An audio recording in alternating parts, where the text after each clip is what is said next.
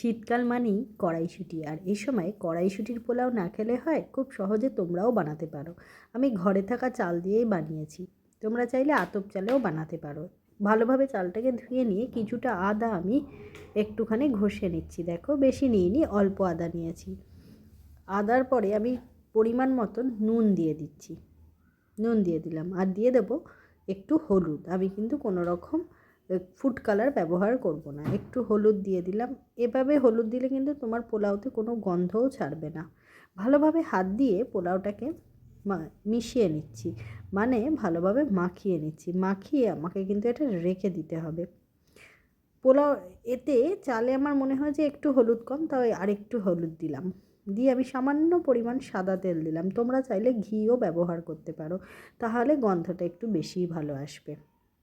আমি ভালোভাবে মেখে আমি ঢেকে 1 ঘন্টা মতো রেখে দিয়েছি। এবার কড়াইতে একটু সামান্য পরিমাণ সাদা তেল দিলাম, দিয়ে আমি তেলটাকে ভালোভাবে গরম করতে দিয়েছি। ভিডিও ভালো লাগলে লাইক শেয়ার করে একটু পাশে থেকো। নতুন কোনো রেসিপি দেখতে চাইলে অবশ্যই কমেন্ট করো। এবার আমি কয়েকটা কাঁচা লঙ্কা চিড়ে দিয়ে দিলাম, দিয়ে কাঁচা লঙ্কাটা হালকা করে ভেজে নেব। তারপর যে চালটা ম্যারিনেশন করে রেখেছিলাম সেই চালটা দিয়ে আমি চালটাকে ভাজতে থাকবো। একটু হালকা করে ভেজে নেবে, মানে যেমন তোমরা পোলাও করো তেমনভাবেই চালটাকে ভাজবে। এটা আমি একদম নিজের পদ্ধতিতে করেছি, আমি এভাবে বাড়িতে করে খাই, তাই তোমাদের সঙ্গে একটু শেয়ার করলাম।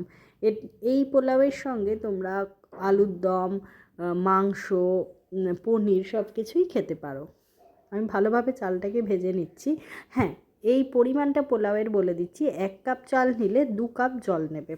জলটা কিন্তু গরম জল ব্যবহার করার চেষ্টা করো, ব্যবহার করলে তবেই কিন্তু এর স্বাদ বলো খুব ভালো থাকবে, আর গন্ধটাও কিন্তু ভালো আসবে, সেই সঙ্গে চালও গলবে না। দিয়ে দিলাম সামান্য পরিমাণ চিনি, সামান্য পরিমাণ চিনি দিয়েছি। এটা কিন্তু যে এই চিনিটাতে যে মিষ্টি হবে তা কিন্তু নয়, এটাতে ভাববে না যে খুব মিষ্টি হয়ে যাবে। দিয়ে দিচ্ছি কয়েকটা কড়াইশুঁটি।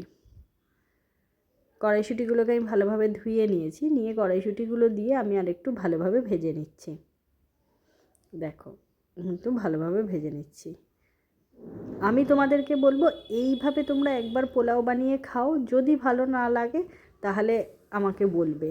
আশা করি তোমাদের সকলেরই ভালো লাগবে। এবার আমি পরিমাণ মতো জল দিয়ে ঢাকনা চাপা দিয়ে রেখে দিলাম। রেখে দেওয়ার পর এসে দেখছি যে কিছুক্ষণ পর এসে দেখবে, এই দেখো 10 থেকে 12 মিনিট পরেই তোমরা দেখতে পাবে একদমই জল মরে গেছে। একদম কিন্তু সমানে সমানে জল দেবে, না হলে চালটা গলে যাবে। দেখো, দিয়ে দিলাম অল্প পরিমাণ ঘি। যারা অল্প ঘি খাও তারা কিন্তু ওই অল্পই দিও, আমি অল্প ঘি খাই যেহেতু সেই জন্য অল্প ঘি দিয়েছি। অল্প ঘি দিয়ে ভাতটাকে আবারও মিশিয়ে নিচ্ছি ভালোভাবে। ঠিক আছে, ভালোভাবে আর একটু মিশিয়ে নেবে যাতে পুরো ভাতটাতে ঘিয়ের গন্ধ ছাড়ে। দেখো কত সুন্দর দেখতে লাগছে না কালারটা? এভাবে রান্না করো, একদমই তোমাদের হলুদের গন্ধ লাগবে না, কথা দিতে পারি। আমি তোমাদেরকে বলবো এই রেসিপিটা দেরি না করে আজকেই তোমরা ট্রাই করো। তৈরি হয়ে গেল আমাদের কড়াইশুঁটির পোলাও, খেতে কিন্তু অসাধারণ। একটু বেটে দেখিয়ে দিচ্ছি, এই দেখো।